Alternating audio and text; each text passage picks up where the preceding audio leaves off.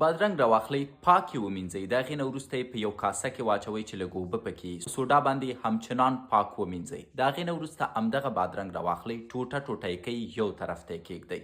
ورپسې نارنج راواخلئ، پاک یې ومینځئ، ټوټه ټوټه یې کئ. کله مو چې پاک ومینځه او ټوټه ټوټه مو کړه نو دا هم بل طرف ته کیږدئ. نیم نارنج کفایت کوي. پاک یې ومینځئ، د هغې نه وروسته یې ټوټه ټوټه کئ او دا هم بل ځای کې ښه صحیح په آرامه کیږدئ. اوس د دې سره څه وکئ؟ اوس نو جوسر راواخلئ، 400 میلی لیتره اوبه ور واچوئ، نارنج، لیمو او بادرنګ ور اضافه کئ. 3 دقیقو دپاره یې ښه صحیح میده میده کئ تر څو ترېنه کاملا یو ښه جوس جوړ شي.